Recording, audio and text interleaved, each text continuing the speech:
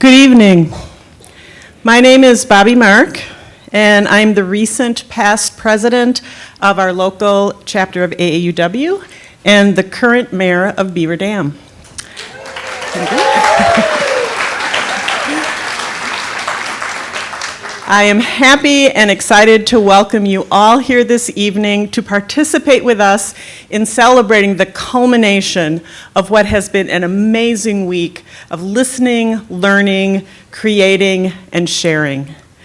The theme we chose for this week was belonging, a feeling that is essential in order for individuals and communities to thrive. In fact, the American Association of University Women, now known as AAUW, has been about belonging since its beginning in 1881. Back then, a handful of female college graduates banded together to support one another as they faced a society that viewed women with college degrees as oddities at best. They often faced discrimination and ridicule. One of the prevailing beliefs at the time among most Americans, including the medical establishment, was that higher education impaired a woman's fertility and that too much reading could lead to mental instability. But that small but mighty group had a vision.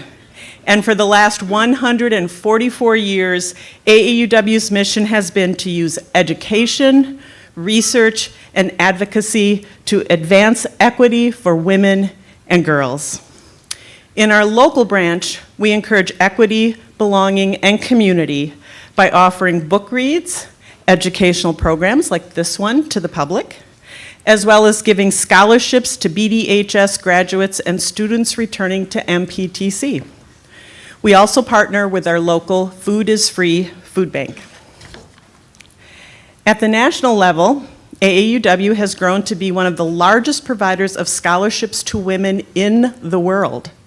They have also been an important advocate in the passage of landmark legislation, including the Family and Medical Leave Act and Title IX. And AAUW is a leading sponsor of scientific research. In fact, the very first study that AAUW sponsored was one designed to test whether higher education impaired women's health. Throughout our history, AAUW has worked to make sure that all of us, regardless of our gender, feel the respect and belonging that all members of society deserve.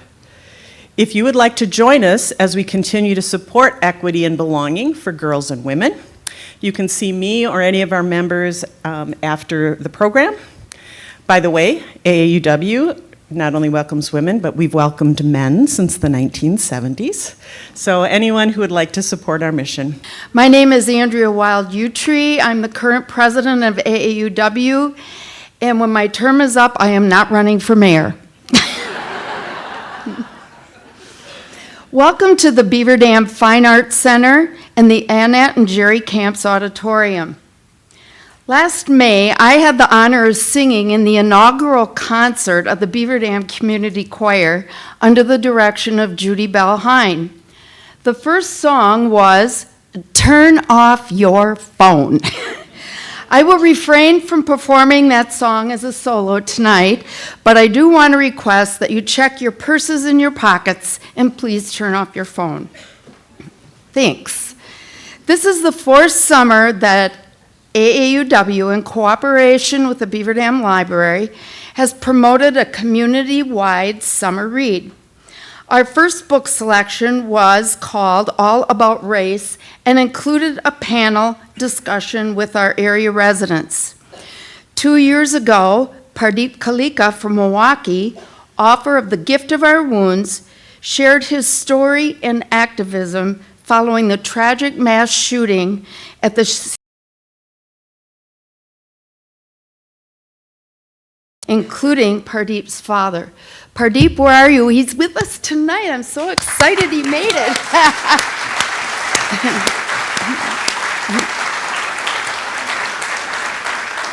So thank you for heading back to Beaver Dam one more time, Pardeep. Last year we read the book Milked in which Ruth Caniff helped us learn the background and current circumstances of migrant workers on Wisconsin dairy farms. Can't get more current than that.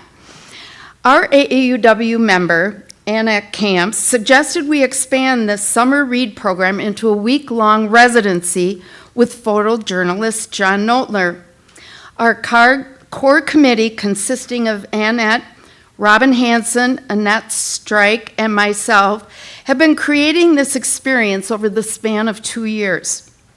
First was their interest. Again, our very own community activist, Annette, started checking with local schools, businesses, and organizations to measure the level of interest. Next, of course, came funding. I'd like to sincerely thank those entities that financially contributed to this residency. They are listed in your program and include Moraine Park Technical College, Wayland Academy, Beaver Dam Area Community Foundation, the Beaver Dam Community Library, Marion Wild Slovak, Noon Kiwanis, Rotary Club of Beaver Dam High School, and WBEV. Thank you so much for your support.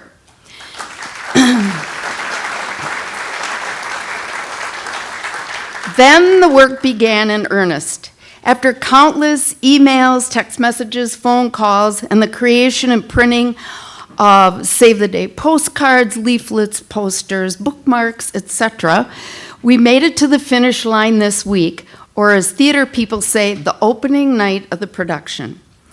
It has been a joy-filled week for me of hearing stories, building connections, and enhancing the feeling of belonging in the Dodge County area. John Noltner, a Beaver Dam native, is a graduate of Beaver Dam High School, where he played his trumpet in the high school band under the direction of Jerry Anderson, who is also here tonight with his wife, Janine.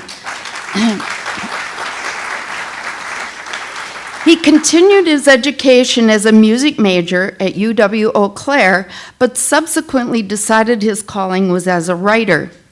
Because he tells his story so well, I'll let him share how he went from walking the streets of Manitowoc while working for a local newspaper to an award-winning photojournalist, Eau Claire Distinguished Alumni and Commencement speaker, who most recently was invited by the Irish government to facilitate a project to connect people with a wide plethora of beliefs.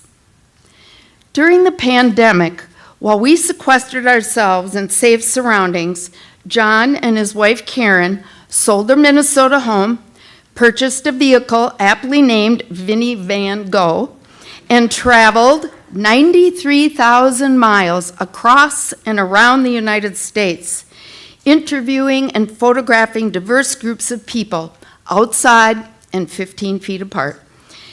Now, not many of us would take on that challenge, yet John takes us along on that journey with his gallery tours, storytelling, and presentation.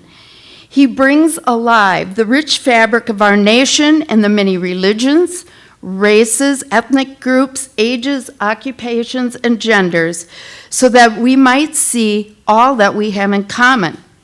He shares the incredible work individuals and organizations are doing to help connect people and resources. It enriches our human experience, in my opinion, when we learn from one another and experience belongingness. I recently discovered a thought-provoking quote from award-winning author L.R. Nost from Florida. She says, "Here's to the bridge builders, the hand holders, the light bringers, those extraordinary souls wrapped in ordinary lives who quietly weave threads of humanity into an inhumane world.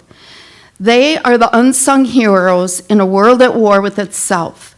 They are the whisperers of hope that peace is possible. Look for them in this present darkness. Light your candle with their flame and then go. Build bridges. Bring light to a dark and desperate world. Be the hero you are looking for. Peace is possible. It begins with us. please welcome our very own bridge builder, Mr. John Noltner, who I call Beaver Dam's Mark Twain.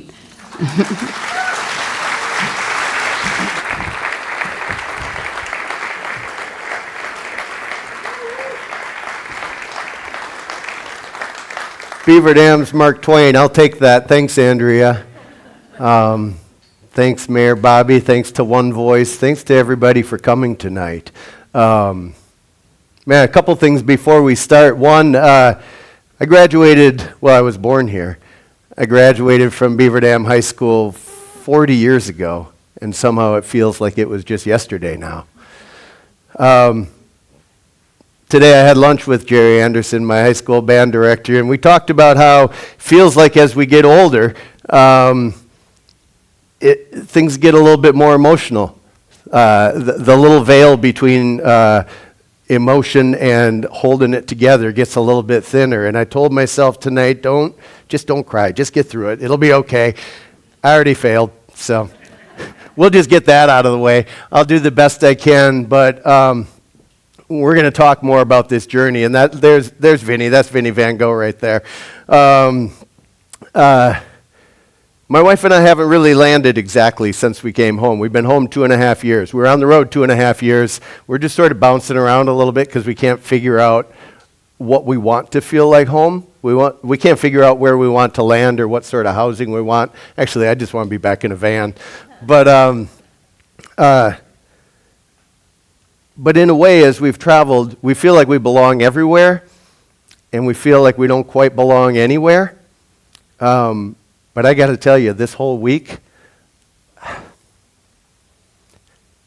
has felt like coming home. So thank you. Thank you. Yeah, you all have been kind and gracious. Thank you for that warm welcome home. I want to do a couple things tonight. I want to talk to you about this journey that we've been on. I want to share with you some of the stories we've been producing in town, and then I want to take some time for Q&A and hear from you all.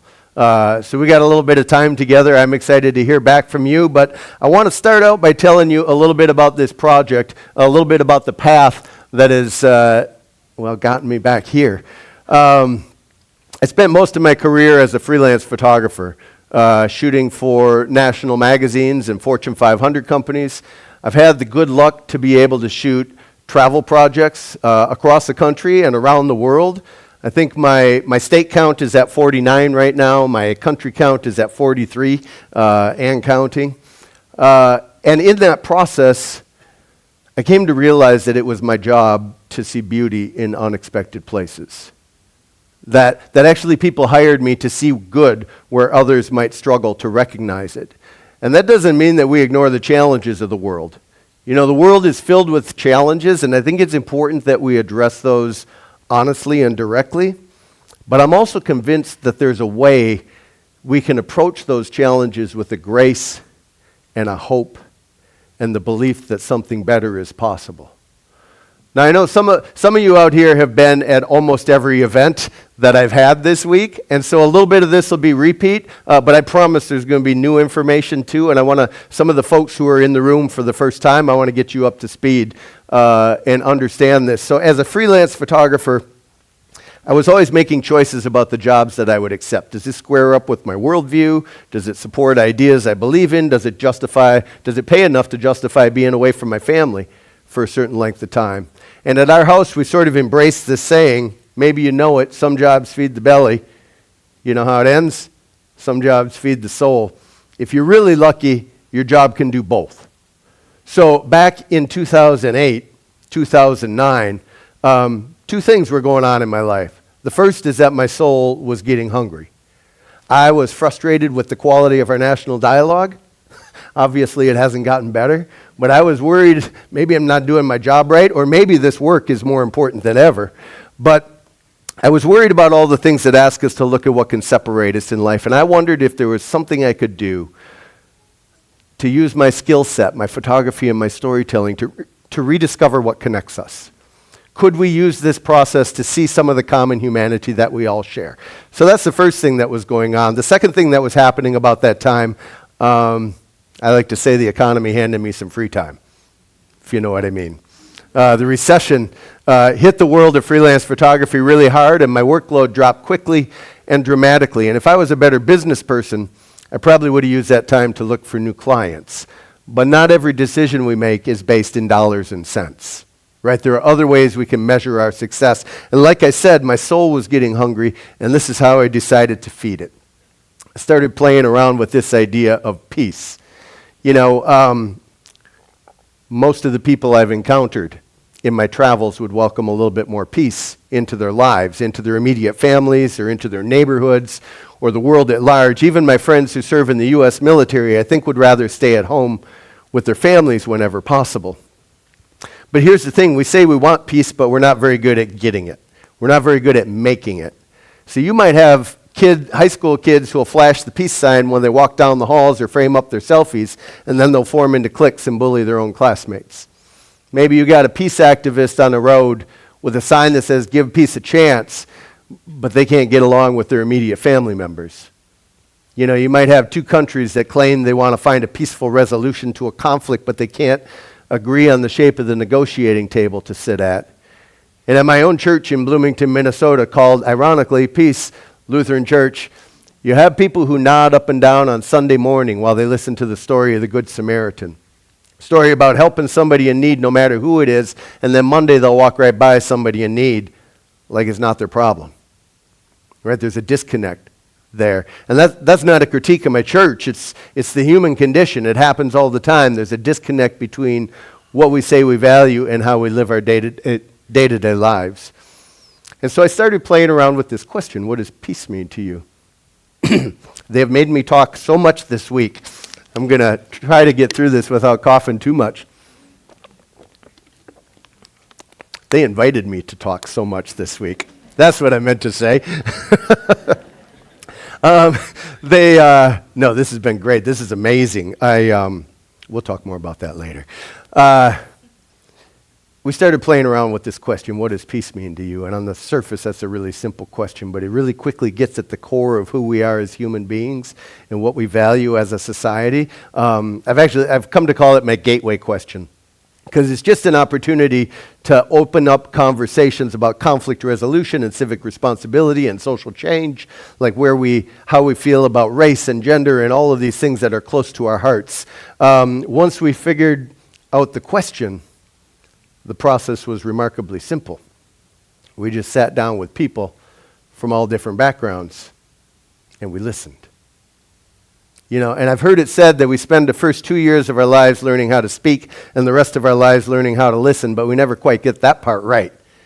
Right? So we'll listen in order to debate or debunk, to respond or refute. We'll listen to correct, coerce, and convince, but the act of listening just to understand is really rare. And imagine if we could do a little bit more of that in our lives.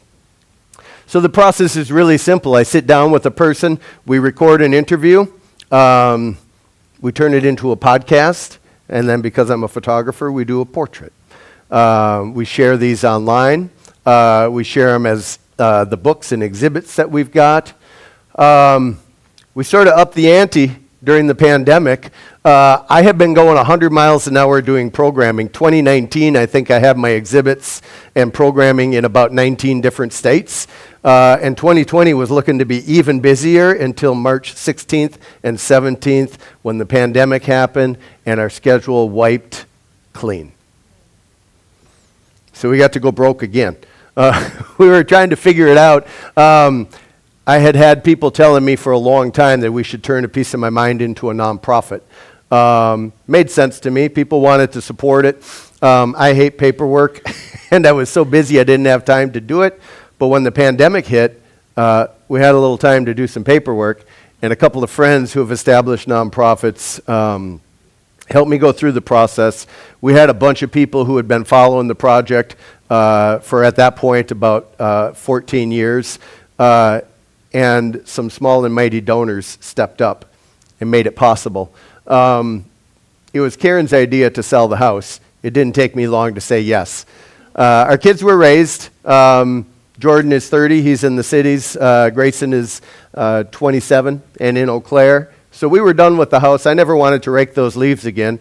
So that was good. Karen said, let's sell the house. So we got rid of all of our stuff, gave it away or sold it, and we hit the road. So, yeah, if you do math pretty well and you know how big our country is, you realize 93,000 miles is not a straight line across the country.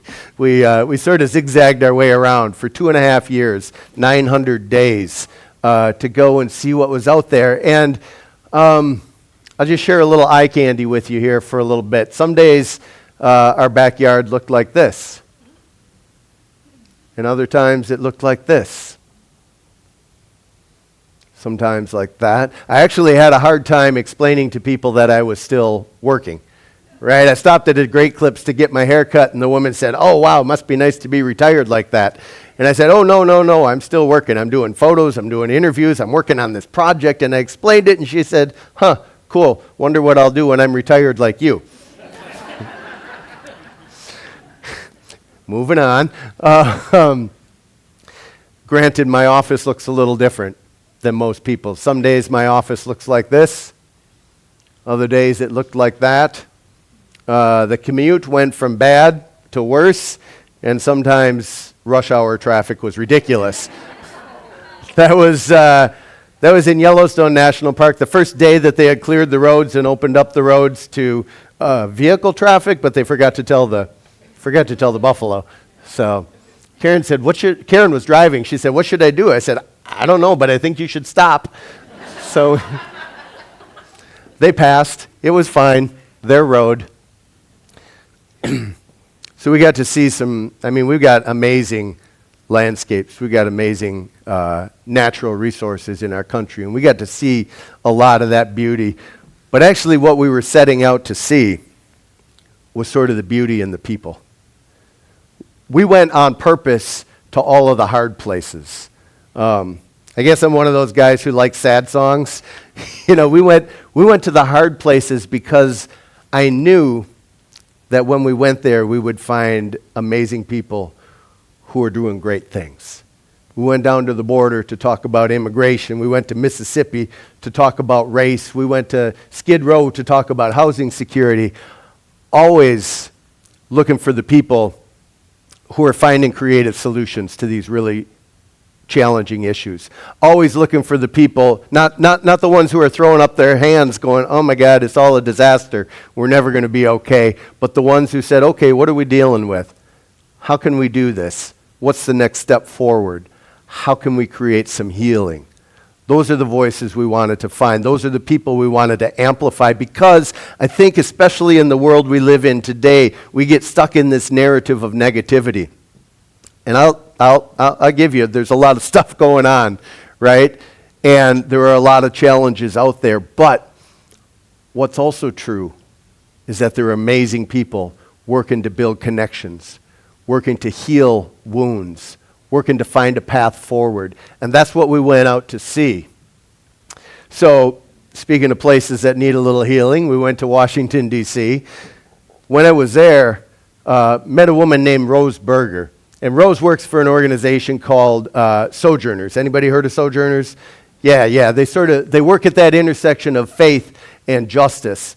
And Rose had just come back from Ukraine. It was a couple years ago.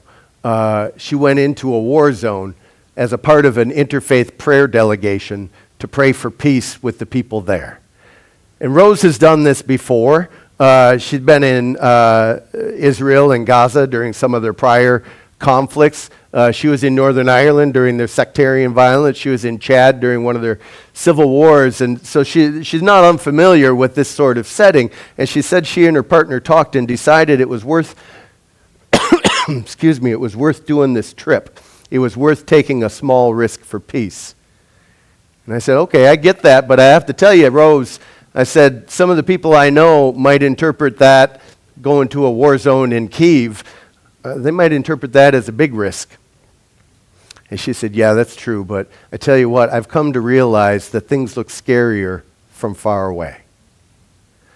Sometimes we see that news story and this scary thing over there. I have friends in South Minneapolis. I have friends in North Minneapolis that say people won't come and visit them because they think it's too scary. Things look scarier from far away. When you get on the ground and you surround yourself with people there, the world looks a little bit different. And Rose said she realized that she wanted to hug those people and pray with those people and be face to face with them as they were dealing with this really difficult thing. And she said that wasn't something that she felt like she could do over a Zoom call. We went down to the border to talk about immigration. And when I go to a place like the border, I want to talk to asylum seekers. I want to get as close to these issues as I can. So I want to talk to asylum seekers. I want to talk to activists, but I also want to talk to Border Patrol agents, and I want to talk to ranchers in the area, because I think for me, each one of us carries a little thread of the truth. Right? None of us has the full truth. Each one of us holds a little thread of the truth based on our experience, based on the things we see as we go through our days. But for me, when you start weaving those threads together, and you hear from this person, and you hear from that person, and you understand these different perspectives, it starts looking a little bit more like a more real piece, a more real truth to me. And so when I was down there, I was able to meet Alvaro Enciso, who is an artist. He's a Colombian immigrant in his 70s, and he's been a citizen of the U.S. for decades, but he lives in the Sonoran Desert in Tucson, and he really wanted to find a way to attach his art to his immigrant experience. He didn't know what that was going to be, but eventually Alvaro started building these colorful wooden crosses. So he came across a map that had a bunch of red dots on it of the Sonoran Desert. Each of those red dots represented the GPS coordinates where a migrant's remains had been found out in the desert, where somebody had lost their life as they were trying to come across. There were 4,000 red dots on his map. And so Alvaro builds these beautiful wooden crosses, and he carries them out into the desert. Every Tuesday he goes out and he carries 3 or 4 of them, and he finds his way to those GPS coordinates. He makes sure he knows the name if he can, and he plants the cross, and he has a little ceremony there, in his words, to try to make the invisible visible again. He says he's not particularly religious, but for him that geometric pattern, that vertical line, represents when the person's standing and alive. The horizontal line is when they're no longer alive, and that little red dot in the middle is the moment that their dream changed. So we wanted to go to talk about water resources. We went up to Lake Superior, Great Lakes Basin, to talk about water resources. We also went to the Water Protectors Camp at Line 3. They were indigenous-led movement that was protesting an oil pipeline going under the Mississippi River. And when I was there, I met an Anishinaabe woman named Tanya Abed. And Tanya started her interview by saying that she's learned that she can't trust the system because the system wasn't built with people like her in mind. And we had this great conversation, and she talked about how she really wanted to protect those resources that were handed down to her by her ancestors, so that her kids could hunt and fish and wild rice, and so that their kids could, and so that their kids after them could, because in the Anishinaabe tradition, they're not just thinking about the next generation, they're trying to think 7 generations down the road. And so, how is this action that I'm doing today going to impact my descendants 7 generations down the road? So a lot of these people I get to stay in touch with, which is kind of a treat. Some of them not so much. But when I printed my book, Tanya was one of the stories that was in the book. I sent her a copy. Everybody who was in the book got a copy of the book as a thank you for sharing their stories. I take it pretty seriously that I get to curate and carry these stories all around. And a lot of them I heard back from. Some of them I didn't hear back from. I never heard back from Tanya, and I'm always worried a little bit because I'm the poster child of privilege, right? I'm this middle-aged white guy from the suburbs trying to tell stories of and with people who don't necessarily share that same privilege. And so I always really hope that I'm able to minimize my filter as much as possible and amplify their voice as much as possible. And I really hope that they feel whole and excited about this process of being in this project. Well, last summer I went to a sober powwow up near Duluth on the Fond du Lac Reservation at a recovery facility. They were celebrating sobriety in the indigenous community, and I was doing part of my studio process that I'm going to talk about a little bit more. But I was standing there just kind of looking around, seeing what was going on, and I got a huge bear hug from behind, and I turned around, and it was Tanya who was there, and she just sort of had a little glimmer in her eyes. She's like, "I got my book. I really like my picture." So that was pretty fun. Sometimes I go into a place and I think I know what we're going to talk about, but sometimes if I'm paying attention, that can shift to something else. You know, I can plan things pretty well, but sometimes the world plans things better for me, and so I'm trying to pay attention so that I can take advantage of those things. When I was interviewing Tanya, this guy shows up, Rendell Sam. And I told him a little bit about my peace project, and he rolled up his pant leg, and he had a big peace sign tattooed on the side of his leg. He goes, "I think maybe we're supposed to talk." I'm like, "All right." I said, "How much time do you have?" And he said, 10 minutes. And I said, "Ooh, that's not enough." I set up all of my gear, and we talked for an hour and a half. Because Rendell was really excited to talk about his own path to recovery. Because he had struggled with alcohol addiction for 30 years. He'd struggled with opioids for several years. It's been devastating his community and so many other communities in our country. And he said along the way, people kept throwing him a lifeline. They said, "You know what? We can get you help. There's a recovery program over there. You should think about doing this thing. Here's this group, that club, that thing." And he just couldn't, whatever reason, he couldn't grab onto the line. But one day, he did. You know, don't know what flipped, he said, but one day he was able to grab onto that. He was able to get into a program. He found his way to sobriety, and now he said that he decided he's going to recover out loud so that other people don't have to struggle and die in silence. So he's working with other people to get them, and he said, you never know when it's going to make a difference. You know, on the other side of it, it can be frustrating to try again and again and again, but you don't know when somebody's going to be ready, and things can definitely flip. So don't give up offering the opportunity. So through the years, we've wound up gathering these stories into books. We've got 4 books now. This last one, it's the most recent one, which I think they're almost gone out on the table there. But if you get them off of our website, we are a small shop. I fulfill the orders, I send out the books, I sign everyone, and if you type into the little coupon thing the word HERE, H-E-R-E, no shipping. We'll cover the shipping. So if you run out and you want one, you can grab one, or you can just do that off the website. This one won the Minnesota Book Awards. That was fun, but I promise you I'm never going to print a 304-page hardcover 3.5-pound book again, because when the semi showed up to deliver them, it was 17,000 pounds of books, and there was a little lip that made sure the pallet jack couldn't bring them into our warehouse, so I called all my friends and I said, "How would you like to help move 17,000 pounds of books?" And they're all still my friends, so that's a win. That's a win. And we gather them into these exhibits. You know, who's gotten down to see it at the Dodge County? Oh, awesome. That's good. You know, we've got 5 of these traveling exhibits that go around, and we bring them to colleges and community centers and conferences and faith communities, and the goal is not to tell people the secret meaning of peace.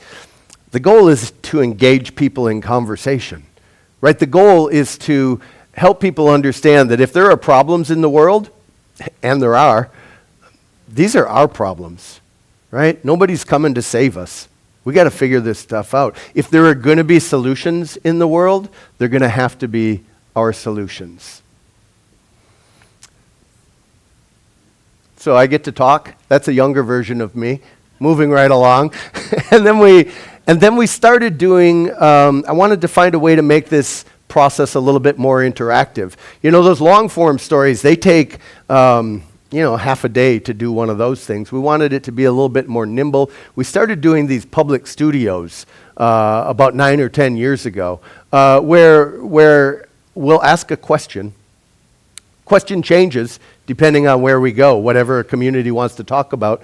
We'll invite people to respond in 25 words or less. You just got to write down your answer. And then we shoot a black and white picture, and we combine the photo and the words. In a day, we can do 30 or 40 or 50 of these and really create this big and beautiful body of work of what the community is thinking. And so I'm from Minneapolis, and so when George Floyd was killed in Minneapolis, that was 11.6 miles north of my house. I didn't really know what to do. I think a lot of people didn't know how to respond to that. But Brian Stevenson of the Equal Justice Initiative, does anybody know who that is? Wrote a book, Just Mercy. Runs the Equal Justice Initiative that tries to overturn unjust convictions. And Brian talks a lot about proximity, about the importance of being close to the issue and the people who are impacted by it if you're going to begin to understand it. So I just went down there to that intersection where George Floyd was killed. Went down, brought my little studio kit there every day for the first week. And we just asked people, what do you want to say? Not to decide who was wrong or who was right. And I promise you, not everybody at that intersection wanted to talk to the middle-aged white guy from the suburbs with a camera in his hand. And I get that. But a lot of people did. A lot of people wanted to be heard. And so we stood there, and here's what people said. They said things like this: stop pinning the acts of one person on an entire race.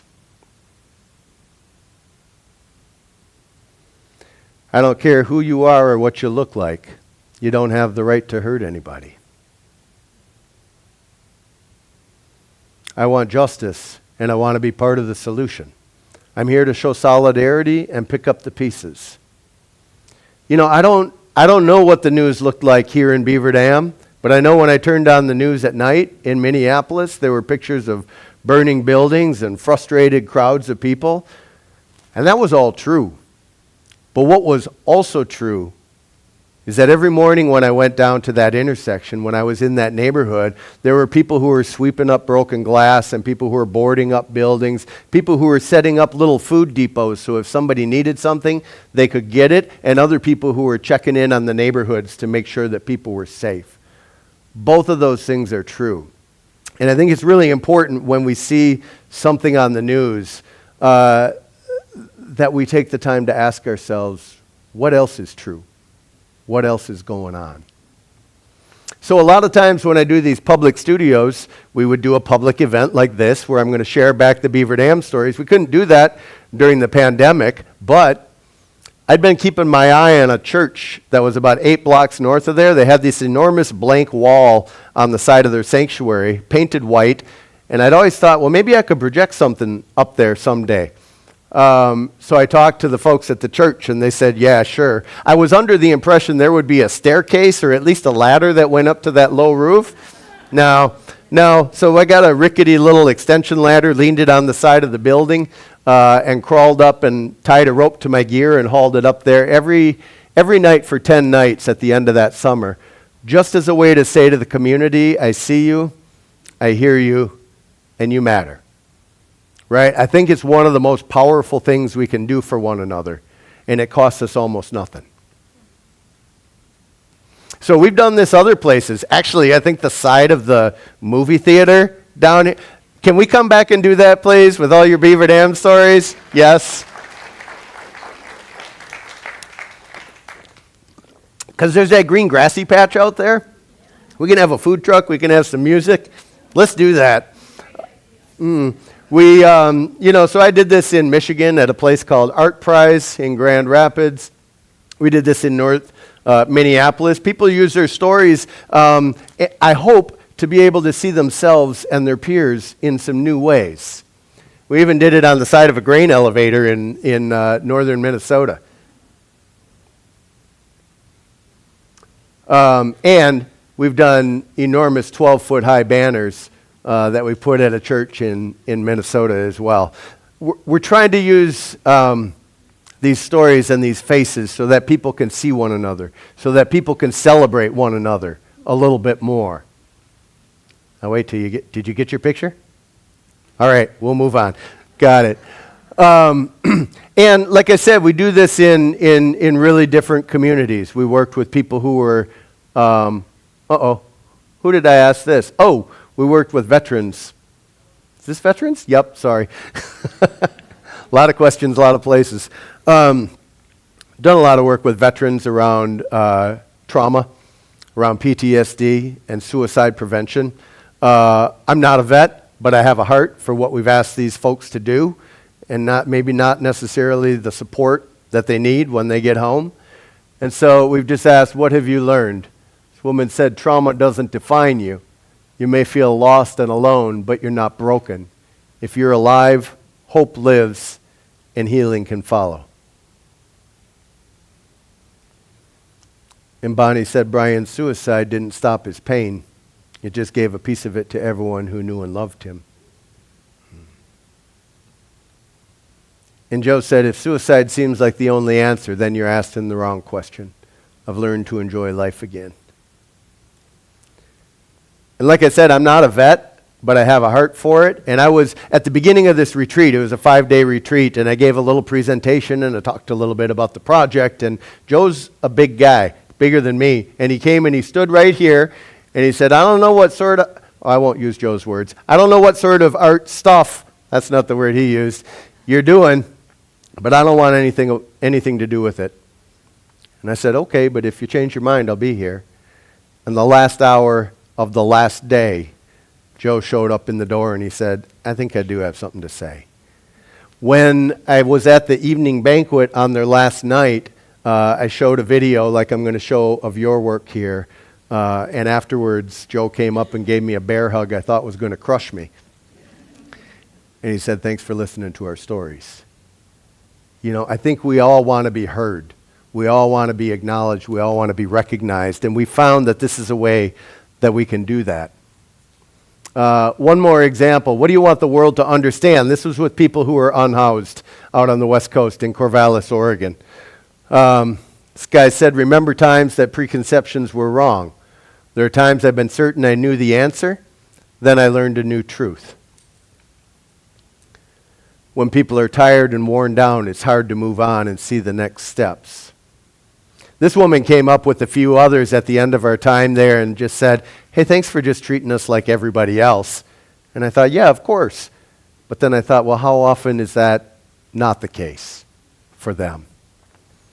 This guy, I bet he'd been watching us for a couple of days out on the fringes, and I said, hey, do you want to do this? Come on over. He goes, I have something to say, but I don't know if I want my picture taken. He goes, so I'll check out. And I'm like, okay, well, let's not stop there. I said, is there something we can do? Let's think of some ideas. And finally he goes, well, what about if I do this? And I said, yeah, if that's how you want to show up, let's do it. You know, if that's how you want to be seen and heard, I'm on board. And he said, I'm changing my life. I'm starting to love myself again. And then this is Zach, who was living in a tent camp when the pandemic hit, and he said he used to go from tent to tent and person to person and say, we're going to be all right. You know what? We're going to be okay. Things are going to be fine. We're going to make it. And he said eventually he figured out maybe he was trying to convince himself. This is what we've been talking about all week. What does belonging mean to you? When have you felt a sense of belonging? 135 people over the week. Y'all are overachievers, I think. No, it was really great. We went into the high school. We went into the middle school. We went to Wayland. We went to Watermark. We went to the technical college. Had people from the community, from all of those places. And it's an exercise in listening. And as an artist, I'll tell you, I'll promise you that every time I do this, it's horrifying. Because you show up with absolutely nothing but an invitation, and you hope people bring stuff to the table. And it has never not worked. That doesn't mean I feel confident when I go into it. I'm like, oh, maybe this is the time. But no, it always works. People have things they want to share. People have things they want to say, and we don't always have the place to do that. I think particularly in the pandemic, like we were struggling, I think, as a nation with some of our social connections pre-pandemic, and then when the pandemic happened, we sort of fell off the cliff. And I think, and I hope, A Piece of My Mind can be a tool that helps bring people back together again. So a little bit of housekeeping before I show you some of what we heard in town. So, okay, first off, most of this editing happened happened yesterday all day long until about 2 o'clock in the morning when I couldn't do it anymore. I slept a little bit and got going again at 6, which is a really nice way of saying if there's a typo or two in here, I'm sorry, we'll fix it. I think it's pretty clean, but I'm never sure. So part of the joy of this is that we can flip it quickly and share it back with the community right away. Also, it's part of the horror because it is a long production grind to happen. I do this at conferences, and we do the studio on one day and then crush the production overnight and then share it back to the community the next day. At least I had a free day here and it helped a little bit. But 135 people, not everybody is in this video because that video is 26 minutes long. But here's what we're going to do. This is a video that's about 7 or 8 minutes long. It's a sampling of what we got. It's a selection of what I saw, and I promise you it's an impossible task at 2 o'clock in the morning to decide which ones are going to go. You know, we need some with people looking that way, some looking at the camera, enough men and enough women and enough young and old. And so if I were to choose again, probably I'd have a different selection in here. But at the end of the night, after I'm done talking up here, after the other choir sings, I'm going to go out to the book table. As I walk out the door, I'm going to start a video that has all 26 minutes and all 135 people in it. So if you want to see the whole thing, you can see the whole thing. There's music, and you can just relax and enjoy it. If you want to make sure you see your picture, stick around. You'll see it. And everybody who's in... everybody who did a portrait, I'll send you an email by the end of next week once I get home and sleep a little bit. And you'll be able to see the whole gallery. You'll be able to download your finished picture with your quotes on it. And you're free to do anything you like with that. That's our thank you for adding your voice to the series. What else for housekeeping? I think that's about it. Do you guys have any questions for me before I play this?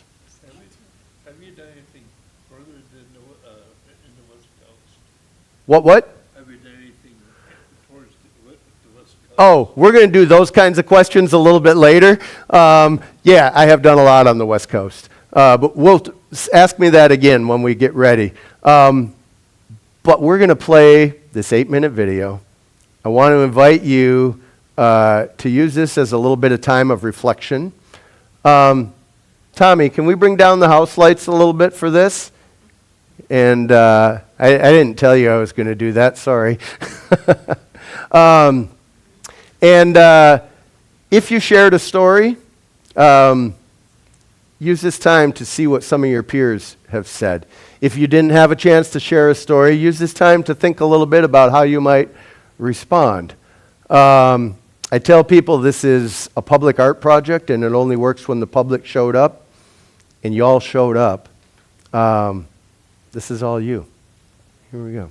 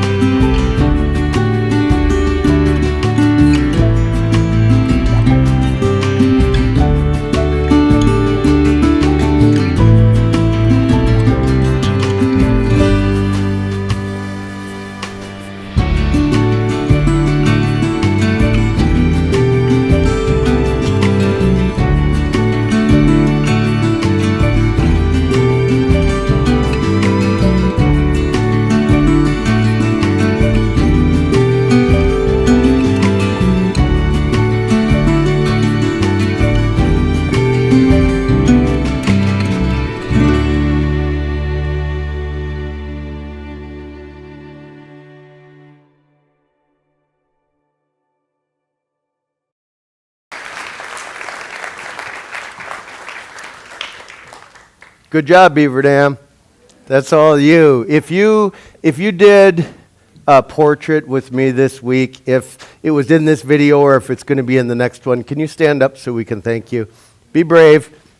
Come on. Thank you. Thank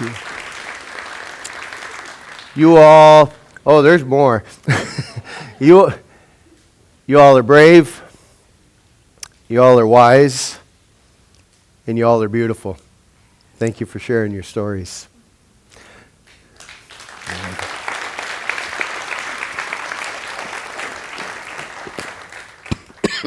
Oh, I thought I was doing so good. One more drink of water. I tell you what, it's pretty fun to stand in the back and watch yourselves. A little nudge. Ooh, there's you. That's you up there. That's fun.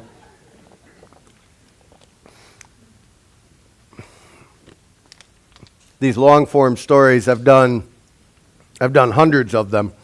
These sort of studio things now, I've done thousands of them. And along the way, people have asked what I've learned in that process. And at first, that's a really hard question to answer because there's so many little bits of wisdom. But there are some themes that have bubbled up along the way. And I've come to call them my lessons on the road to peace. And I want to close with a few of those tonight. You know, like I said, we went to the border to talk about immigration. When I was down there, met this guy named Pancho just south of the border. And Pancho is a street nurse, and he can circulate amongst people who are waiting for their asylum hearings. Boy, I went to a protest where some of them were holding up signs saying they've been waiting for 300 days, 400 days, 600 days, 752 days is the longest that I saw. And when they're south of the border waiting, they don't have resources. They don't know what to do. And if they have a medical emergency, they don't have the money to do it. But Pancho can help them out. He's trained as an EMT. He's got resources. But he says when he does that, he knows that he's not going to change their lives. He knows that he can't really change the policy. But what he wants to do is try to change their moment. You know, and I think sometimes as we go through the world, these problems seem so big and we think we're not going to be able to make an impact. But when we face something like that, at least as we're dealing with people face to face and one-on-one, maybe there's something we can do to change their moment, even if we can't change the bigger issue. We're out at Skid Row. You know, in Los Angeles, there's about 50 square blocks with about 8,000 people who are living there unhoused. I'd never seen homelessness to that extent before. We went out there, and then because of what I had seen, I kept finding opportunities to talk about housing security and so on. I love this little bit of graffiti. It's not how you fell down, it's how you get back up. You know, and that seems to be the case for all of us. Whatever it is that happens to you, the big question is, what's next? Where are you going to go from there? Because none of that needs to be the end of the story. So I got to, up in Corvallis, I got to meet Kate Adair. And Kate told me about when she was living for a long time under a bridge with her boyfriend. He had some mental health issues. He had some substance issues. He had some anger issues that meant it was hard for them to get into housing. Eventually, he wound up passing away. But she said when they were living under the bridge, that they were one another's reason to smile. Right? They were clinging on to their last little bit of humanity. And she said the hardest part wasn't always worrying about where she was going to sleep or where they were going to find their next meal. The hardest part was some of the ways other people looked at her, because that felt like judgment. That was hard for her. When I interviewed her, she said, you know, someday I want to live in a house with a door that locks. I want to have a bathtub where I can take a bath. I want to be able to cook a meal for friends in my kitchen. Now, I don't always get to see the people I've interviewed before, but earlier this year when I was out in Corvallis, Oregon, I was in Salem, Oregon, which is an hour north of there. Somehow Kate found out I was going to be there. I didn't have a phone number for Kate. I didn't have any way to get in touch with her, but she heard I was going to be there. She caught a ride with a friend, and she came up to hear me speak. And when she walked in, she had a great big grin on her face, and she said, "Guess what?" And I said, "Do you have a door that locks?" And she said, "Uh-huh." She said, "And last night I took a bath in my own tub." She said, "And last night I also had friends over for dinner." She goes, "I'm in a place." You know, and I think sometimes these issues seem really hard, but they can change, right? There's always hope. You know this guy, right, Pradeep? Simranjit Singh. Simran works for the Aspen Institute. Still with the Aspen Institute? Yeah, I think so. Yeah. And sort of works at the intersection of society, civil society, and faith. Is a member of the Sikh community. And he was talking about when he was a young boy, when 9/11 happened, people would confuse Muslim and Sikh. Not that it's right in any circumstance, but his family was getting death threats, and that they had a lot of really negative reactions to his family out in New York. And he said that was really hard as a little kid, and that he was afraid sometimes. But he said, what was also true is that some of the neighbors would come and check on him and say, "Hey, if you don't want to go out to the grocery store, let us go shopping for you so you don't have to deal with all that stuff." And Simran remembers his dad saying that, yeah, there is actually a lot of hate in the world. There's a lot of ugly in the world. But what's also true is that there's always, always more love in the world. Okay, so Karen and I love the mountains and the ocean, which does not explain why we moved back to Minnesota after we came off the road. What explains why we came back to Minnesota is because that's where our people are. That's where our kids are. That's where our friends are. But love the mountains, Had a chance to interview this woman named Lori Schneider up in Bayfield, Wisconsin. Lori has climbed the tallest mountain in each of the 7 continents. I was really excited to talk to her. What I didn't know is that she climbed them all while being diagnosed with multiple sclerosis. Yeah. Well, the first one she climbed before she was diagnosed, she thought, ooh, I'm going to do all 7 mountains. And then she got her diagnosis and she thought, oh, shoot, now I can't do it. And then she thought, or can I? And she had the kind of MS that would go into remission once in a while, so every time it go into remission, she was up another mountain.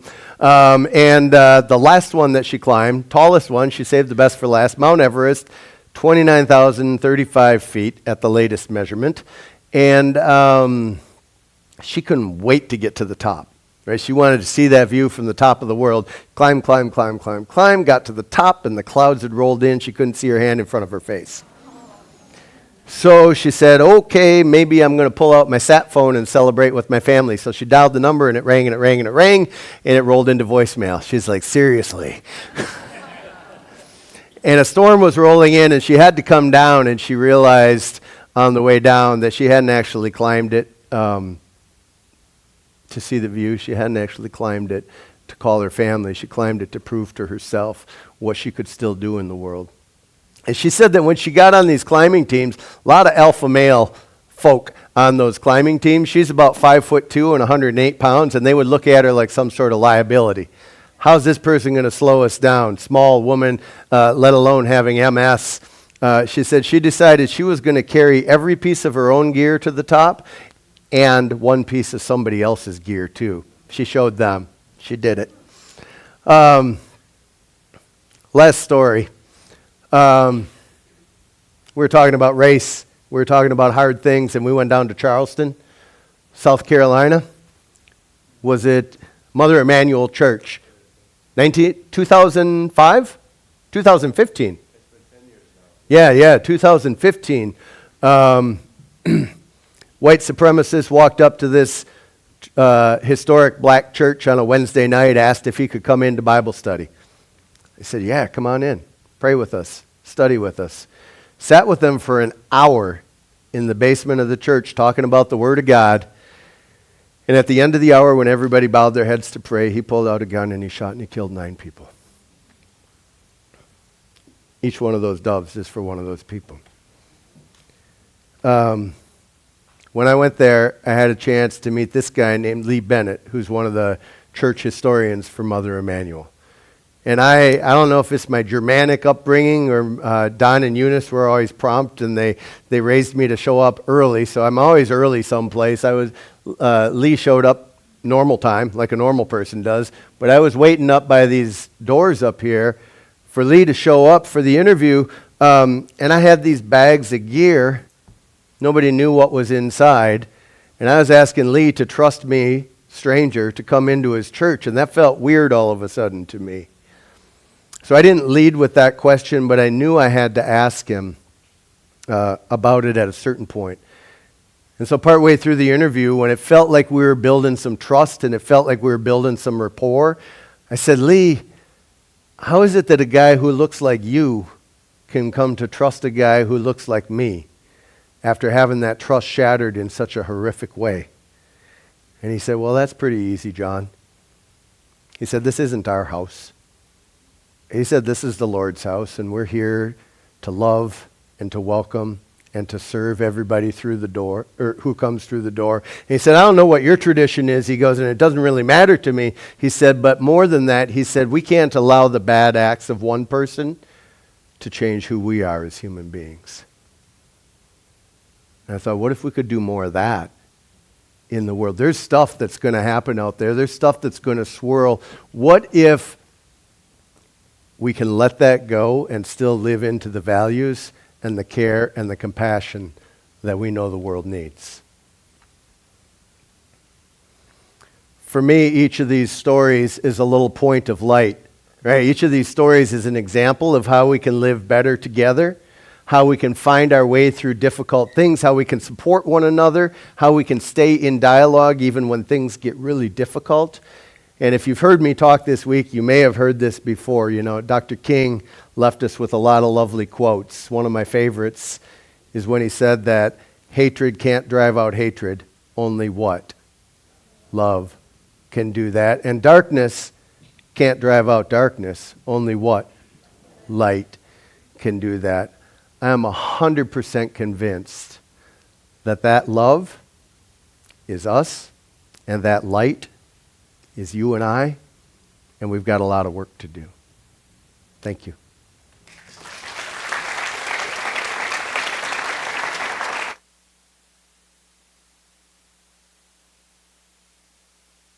Hi. So, ladies and gentlemen, this is going to be our question and answer session, and you each have a program, and we're hoping that you will write a question on that program and pass it to the aisle, and one of our lovely ushers will come around and get those questions from you so that I can read them to John. Anything is fair game, just for clarity. But I'll short circuit you. There is no shower in the van, and Karen and I are still married. There.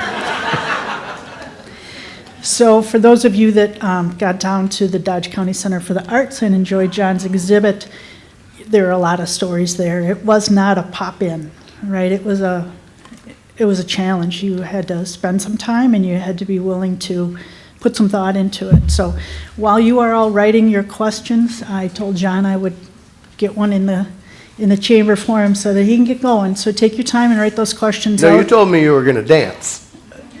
Do you remember? Sorry. Thanks, John. John and I have spent a lot of time together this week, so we're to the hugging phase of our relationship, which is crazy. All right, so John, I told you I was going to talk to you about grace. John spoke to a woman named Deanna Thompson in St. Paul, Minnesota, and she was a woman living with cancer, stage 4 cancer. And a lot of John's stories are big, and we think to ourselves, I'm not going to run into that homeless guy, and I'm not going to run into, these situations. But he and Deanna talked about something that we can all learn something from, so I'm going to ask John to talk about that. She said to John, there's a hunger for people to have real and deep conversations about the suffering that we go through in life. Often we don't know what to do when we ask somebody how they're doing, and they don't say, fine, thanks, how are you? We shy away from those conversations because we don't know what to say. So John, tell us what Deanna taught you about grace. Yeah, I think it's interesting because I interviewed Deanna, who I asked her, how do you go on living when you know you're dying? Because she had been diagnosed with a stage 4 cancer that was supposed to take her life in 5 years, statistically. But when I interviewed her, she was at about 7 or 8 years, I think. She'd already passed that. And now she's at about 15 years. I just saw her not long ago. So she's doing well. But at the time I interviewed her, my dad was also struggling and near the end of his life. My dad was a proud man and from the generation where we didn't always talk about our feelings. And there were some things I wanted to talk about with him that I didn't know how to approach.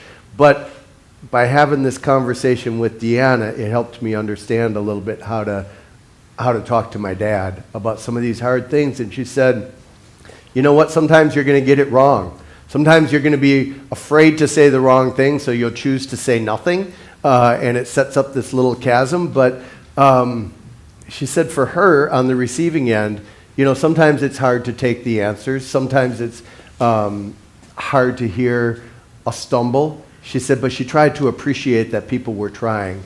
And she said that even if you think you don't know the right thing to say, saying something is better than nothing. To try to take that step. And on the receiving end, too, she said she needed to learn grace. And she needed to figure out how to let people make mistakes. And I think we don't have that kind of grace for one another very much these days. You know what? If somebody stumbles and says the wrong thing to us, we just want to shut them down and push them aside. And I think there aren't a lot of people who are going to be able to measure up to that sort of perfection. So if we can try to find that grace for one another in our day-to-day, I think it would serve us well. Yeah. All right. So we have a question here for you, John. What's your favorite color? Oh, why do you ask? It's generally anything dark and non-flamboyant. I'm working on that. I'm trying to introduce color into my wardrobe, but gray, black, and dark blue. That's it, if you couldn't guess. Deanna, you want to just bring it over here for me? Oh, I'll deliver it. Thanks. Maybe this one's longer. All right. How do we move these personal conversations and insights to the national arena where oligarchs are not listening to diverse stories and viewpoints? Oh boy. How can you stump me on the second question already? It's,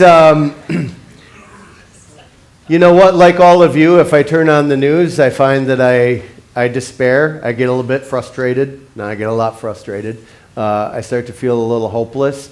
But when I'm engaging with people one-on-one in conversation, honestly, I don't know how I personally am going to impact the oligarchs. I don't know how I personally am going to impact national policy. I go out to public events to voice my opinion. I write my letters. I vote. I do all of those things. And I remember that some of the real action happens in my own backyard. You know, with the people I meet on a day-to-day basis, every community, Beaver Dam looks a lot different than it did 40 years ago when I left. I think almost anywhere you go in the country now, you can sort of see the world happening and you can find this diversity, and I think we have chances to engage with that. I'm part of an organization called Listen First, which is a coalition of 500 or so different organizations across the country that are trying to build conversations, build capacity for social exchange, for civic dialogue and that sort of thing. There are opportunities for doing this sort of work, and there's infrastructure that supports this kind of work. Wherever you find your heart lies, if it's with feeding people, if it's with education, if it's whatever it is, get engaged. Don't wait for somebody else to do it. I don't know if we can, I wish I had a direct pipeline to talk to the people who were making those decisions, because it seems so far askew from so many of the people that I know. But get engaged local. The only thing that makes a difference is a mass upswell of human engagement. Civil rights movement took about 10% of our population to affect change. I heard something about leadership, and that if there are 3% of people who are pushing back against ideas, that it gets really difficult to maintain it. By the time that number gets to 7%, that change is going to happen. And I think that it happens at the grassroots level. It happens with people getting engaged with their community and doing what their heart calls them to do.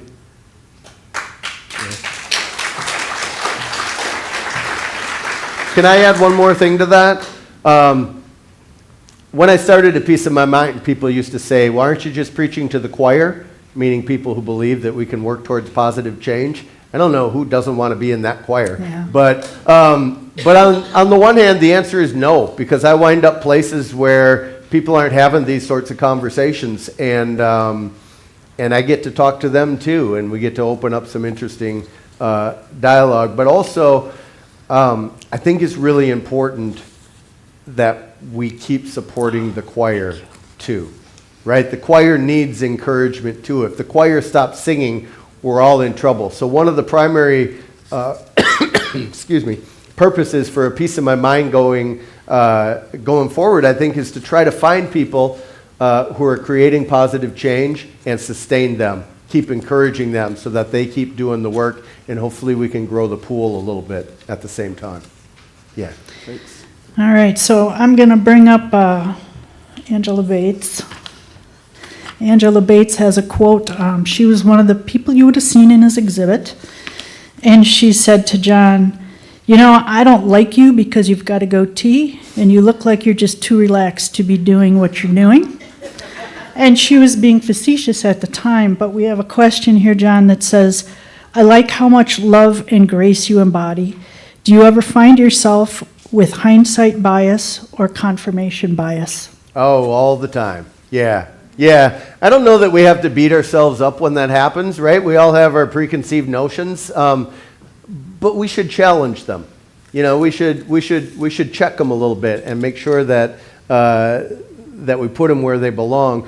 I will tell you a story. Early in this project, I interviewed a man named Mark Williams, who was like the number 2 guy in Royal Dutch Shell.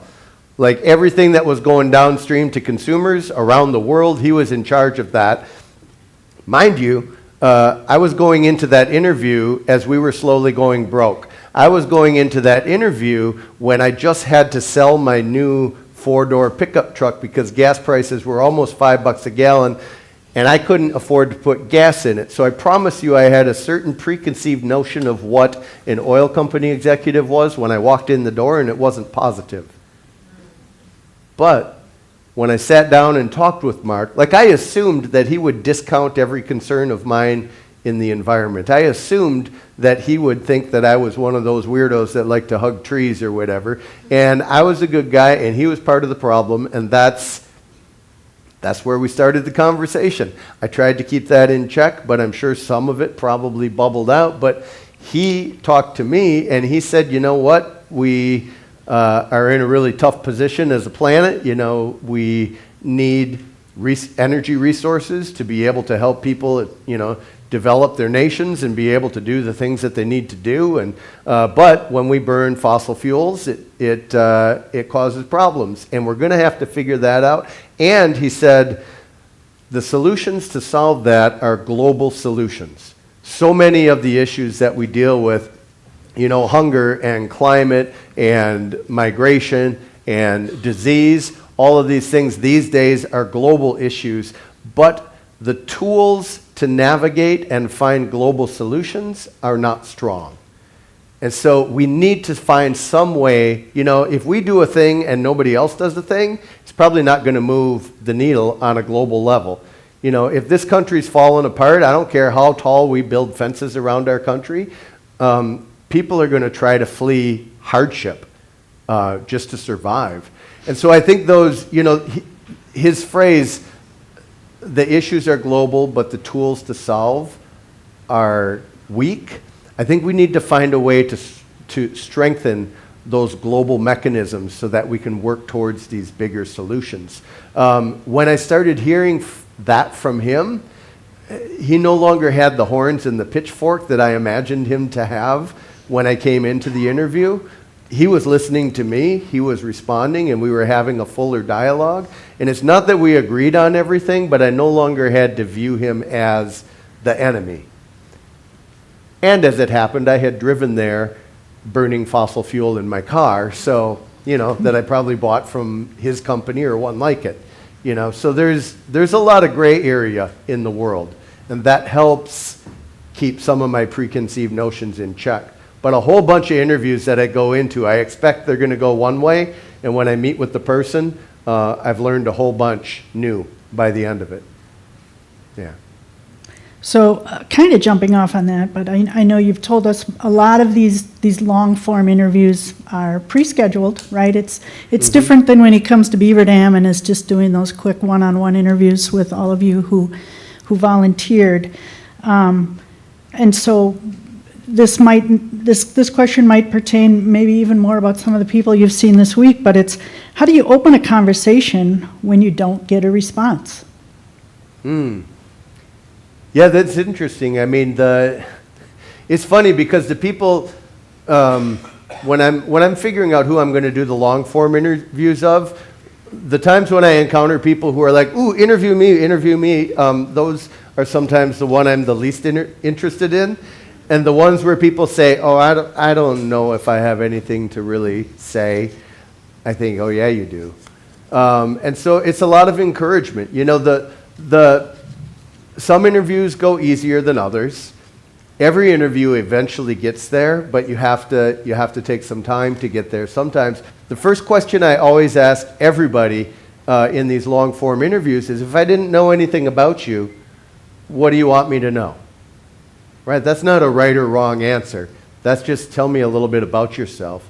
And if people come to the interviews nervous, if people come to the interviews feeling like they don't have anything to say, that gives them a great place to start. And it gives me a whole string of little breadcrumbs to follow up on, right? Because somebody will share just little bits of this, that, and the other thing. And then if I'm a good listener, if I'm a good interviewer, I can say, oh, tell me more about that. Oh, let's explore that a little bit. Or what don't I understand about this thing that you do that I've never experienced? You know, even with the short form interviews, some of this, there were a couple of people that are like, I'm not really sure how I want to answer it. And so it's just like, well, let's just talk a little bit. Is there a time when you remember feeling like you belonged? Is there a time when you felt like you didn't belong? And there were a few people who said, oh, I don't know if I have something to say. And we talked for a few minutes, and what came out of them was absolutely beautiful and poetic and important for the body of work. So it's helping people believe that they have something to share.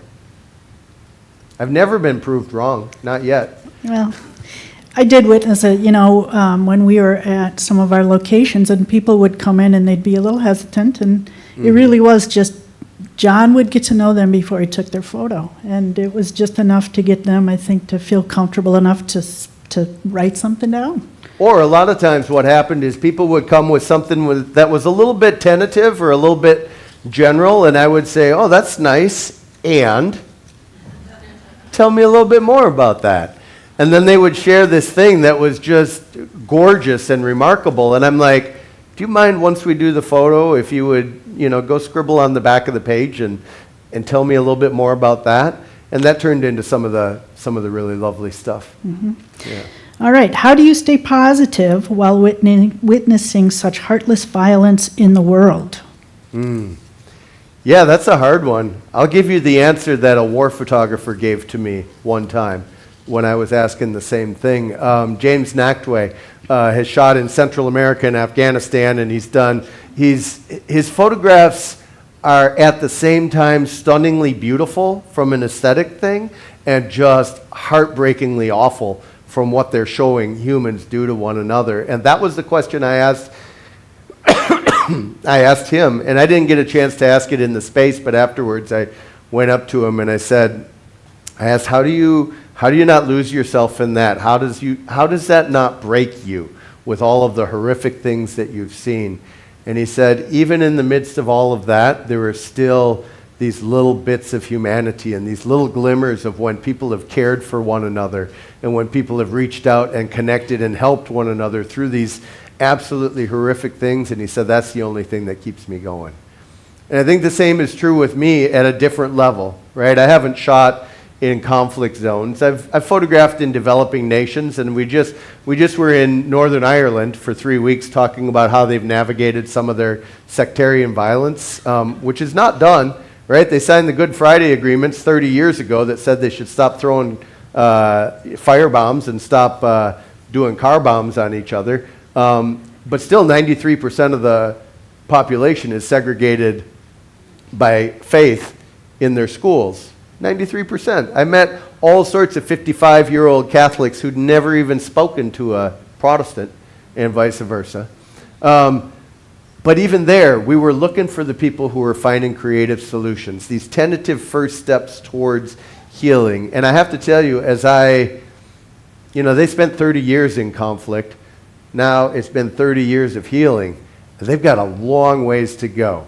Their substance use, their addiction rates are super high, their domestic violence rates are super high, all sort of rolling out of the trauma of that conflict. And as I look at some of the stuff that's going on in our country, I think we want to be really careful about where we lead, right? Because it doesn't take long to break a thing, and it takes forever to put it back together.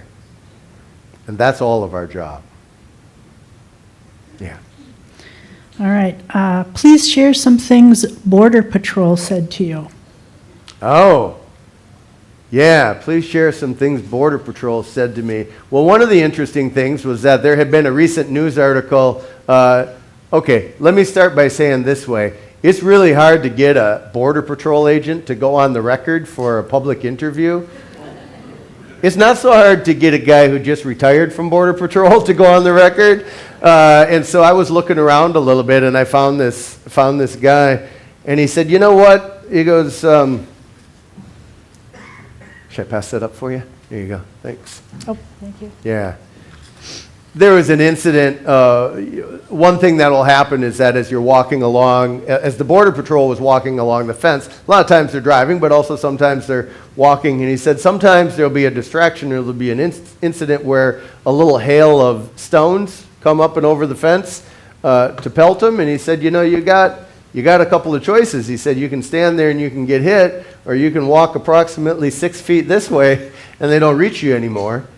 He said you could also decide to escalate that in some fashion. There was actually an incident where they chased a kid back and shot through the fence from the American side, through the fence to the Mexican side, and killed the kid. We visited this was a while ago, but it's a thing. We visited that memorial. It's in Nogales, Sonora, Mexico. There are ways that you can escalate. There are ways you can de-escalate. And he said, when I'm working with the younger agents, he said maybe they're all hopped up on testosterone or whatever, and those rocks start flying and they're ready to do something, just take a couple of steps back. It's all right. He also said that and again, he was an agent. I suppose he retired 4 or 5 years ago. I don't know how things change, but he said that he never once felt threatened when he was doing that. He said he would walk into a camp of 50 migrants with himself or maybe one other person, and he would say, okay, it's immigration, and they would all sit down and wait to be taken away. He said it was the middle of the night, but he didn't feel threatened in this process. But I know there's trafficking, there's all sorts of other things, and it's super complicated, but this particular guy was hoping that people would de-escalate the process everywhere we want. We were just walking through, some of the land, and we heard murmuring and we heard noise. And then when we walked over a little ravine, there were backpacks. There was a fresh little smoking fire, and I'm sure there were people there, but they had gone, not knowing who we were. It's all really complex down there. And when I think of what Alvaro's doing, planting those crosses. Somehow we have to hold on to our humanity of what's going on with this thing if we're going to be able to figure out how to navigate it. So. All right. Often the camera lens acts as a filter to protect us from what we are photographing. How do you ensure you stay connected to your subject? Well, that's got to be your question, isn't it? No. No? Oh, surprise, I thought. Well, the camera always comes out last. We make sure that we connect with the subject first. So I always do the interview first. We sit down for that hour before I ever bring out the camera, and that's for a couple of reasons. That's so that we can build a little bit of rapport and a little bit of relationship. It's so that I can watch them and how they hold themselves. It's so that I can hear their story, so I can think about what a relevant photo might be. It wasn't this exhibit, but it was another exhibit, Tyrone Wirtz, who served 36 years of a life sentence for second-degree murder. His sentence was commuted. He was released about a year before I interviewed him. And when I interviewed him, it was in this dingy little room at Temple University where he worked, and I said, Tyrone, we can't make a good picture here. We got to think of something else. And we talked for a little while, and finally I said, well, here, I'm a visually driven person. From a visual standpoint, you look like your reformed self. You're wearing a coat and tie today. That was his choice to show up that way. And I said, for me, as a visual person, seems like a really interesting visual contrast to photograph your reformed self out in front of the house where the murder happened. Well, he didn't say something right away, and I thought, oops. Sometimes my wife will tell you that sometimes I come right up to the line and then I go one more step and I cross it. But Tyrone thought about it and he said, yeah, that would mean a lot to me to go back to that place. I haven't been back there since. So we went back to the house and did it there. But I could not have led with that. I could only do that because we had built that trust. And I think part of the Oh no. Part of the process is to make sure that I built that trust before we get to the camera part of it, because that is a barrier, right? As an introvert, when I was a young kid, it was actually one of the things I liked about photography because I could sort of hide behind it. But I recognize that it can be a little bit of a veil. Tanya, when I went to the water protectors camp, I'd heard a lot about them. I'd never really met a water protector, but I had a friend of a friend of a friend who said, oh, go hang out with them. And I was scheduled to spend a week with them. I did not even bring my camera out for the first 3 days because it's not hard to figure out. There are a lot of reasons why someone like Tanya might not trust someone like me. There are a lot of circumstances in our history where that trust has been broken or shattered. And they were suspicious of me, and it took time of sitting around the campfire and having some meals together and helping to wash the dishes and listening to music together and making jokes about their dog, who they said wasn't very bright but seemed like a really smart dog to me. In fact, we were going to do the studio process. Oh no, does somebody have Lessons on the Road to Peace in their hands right now? No. Is there a copy right here that I can borrow? Can you run it up here? Pass it up. I want to read you a thing. This is what allowed, grab that, would you? Bring it up here. And I'll tell you what allowed us to finally build trust and rapport with these folks. The studio question was, why have you shown up? You know, what has brought you here? Bear with me a second. This is absolutely worth it, says John. And like I was getting nowhere. I'm like, man, these folks are not going to let me in, are there? This is Gus. Gus is the camp dog who it said was not very smart. And as we were sitting around the campfire, they said, Love that. I'm like, does anybody want to do this? And they're like, maybe Gus wants to do it. And I said, okay, but you all are going to have to help me figure out what Gus is going to say for the answer. So we were writing on some paper. The question was, what has brought you here? And Gus said this. Are you ready? He's smart.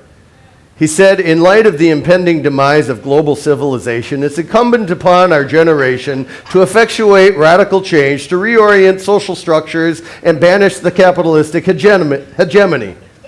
Also, bacon. Can you pass that back there? Thank you. So it let us play a little bit. Like sometimes this stuff gets really serious, and there's a risk of getting too earnest, and sometimes I think we have to be willing to play. And it was because we could just screw around and we could joke and we could have some fun together. You know, leave the camera aside and just be a little bit human. And so we were able to joke together, and man, that cracked it open, and then we were rolling, right? We just needed I didn't know what that was going to be, but I'm forever looking for it. What's that one little thing? Oh man, you got purple popsicles in your grocery cart behind me? I love purple popsicles. No, I don't. But is this a chance to talk? Is it a chance to make a human connection? Maybe. And so just looking for those things that are going to build that little bit of connection as we're all looking at our phone and just rushing off to the next thing. Yeah. So this one is kind of a leap off of that. I really like this question. Is there a community or country that you felt peace that you wish could be replicated? So, you know, you've looked at different communities, right? The homeless community, the vets community, the Native American community. Is there something you can draw from one of those communities that you're like, yeah, they've got it? Oh.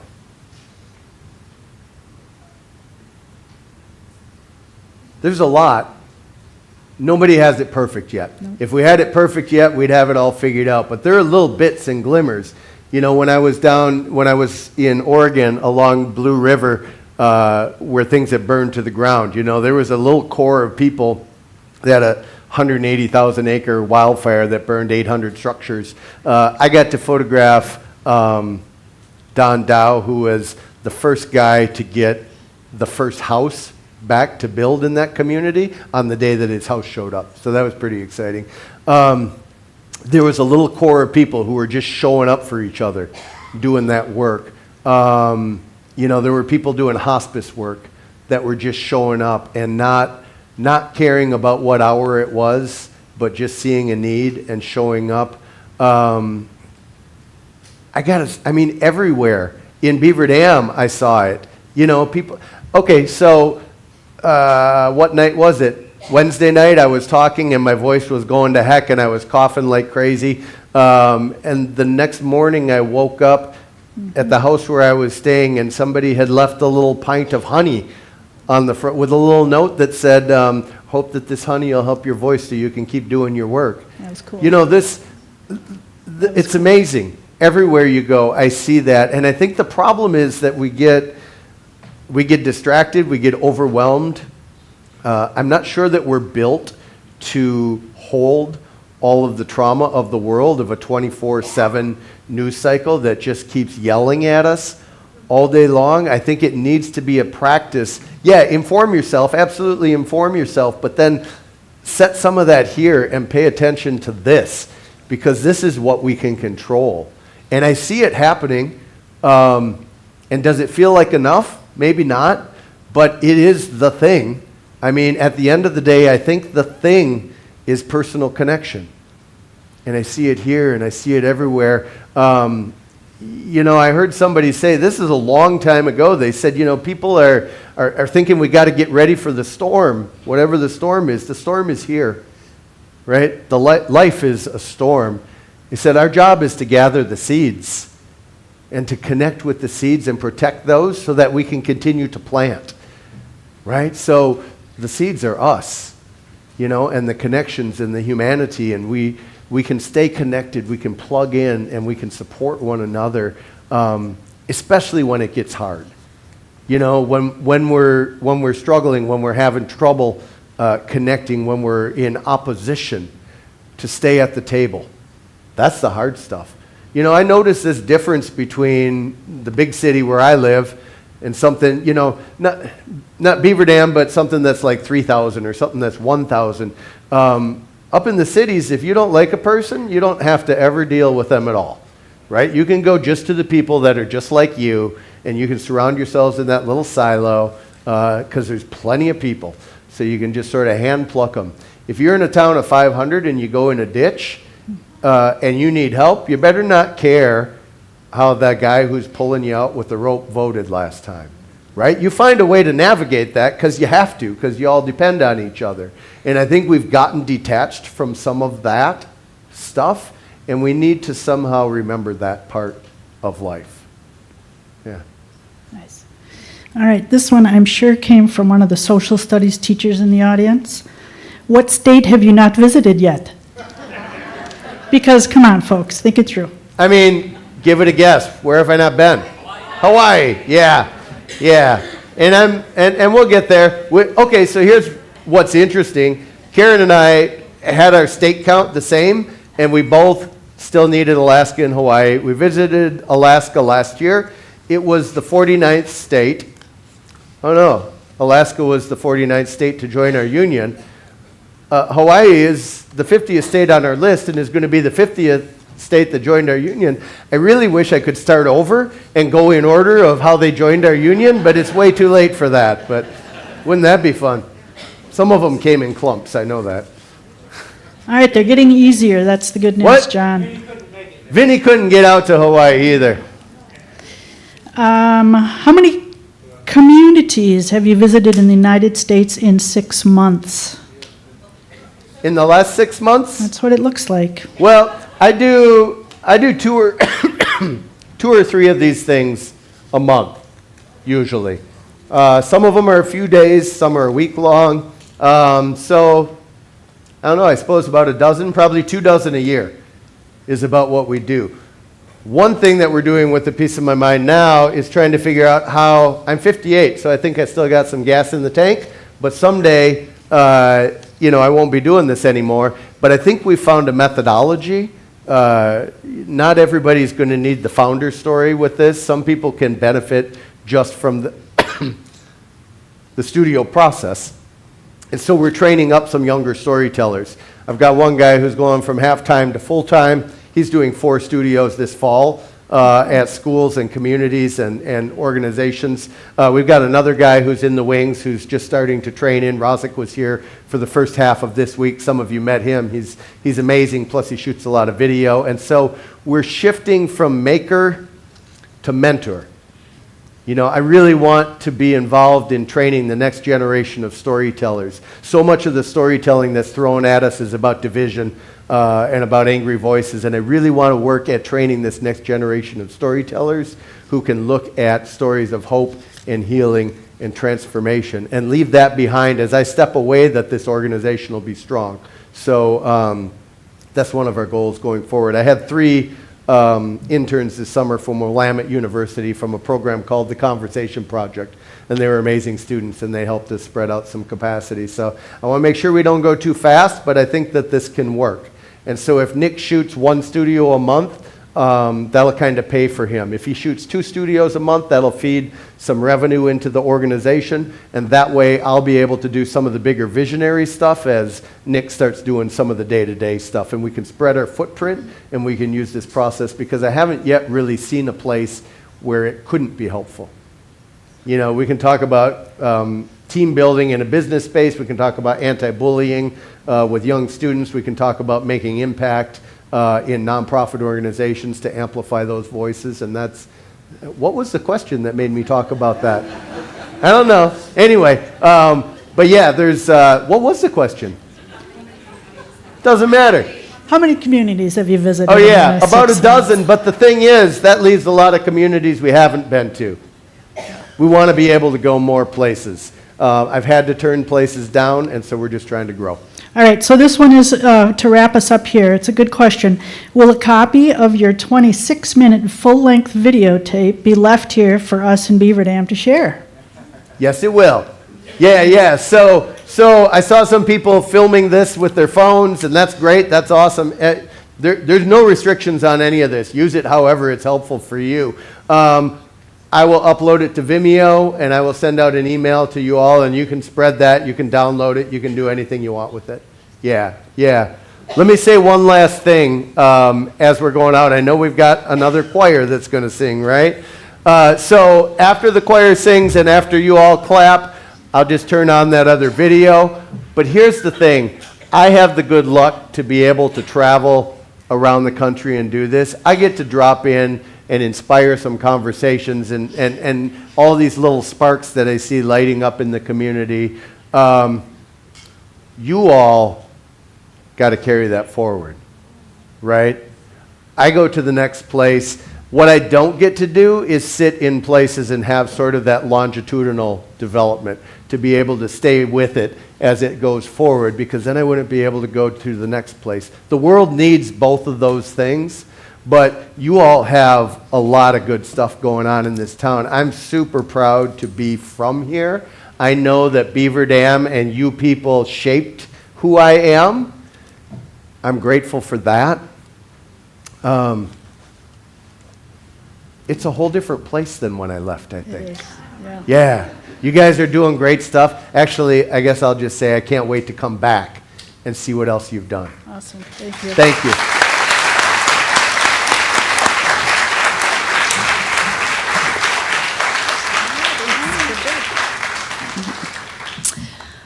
If you are a member now or in the past of AAUW, would you either stand or just wave so we can see who you all are? Yay, my sisters. And one more wave from Consuelo Lopez from Madison, and she is our district AAUW president.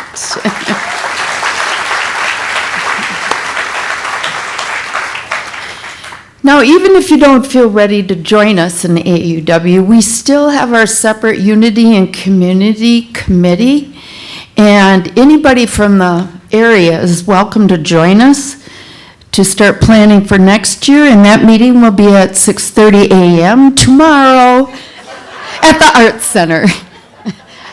No, that's a joke. Before closing our program with a musical selection by the Beaver Dam High School Bel Canto Choir, I'd like to express my sincere appreciation to to David Allen Smith, the Managing Director of Beaver Dam Fine Arts Center, Tommy Scholes, the Technical Director. It's nice to have lights and sound.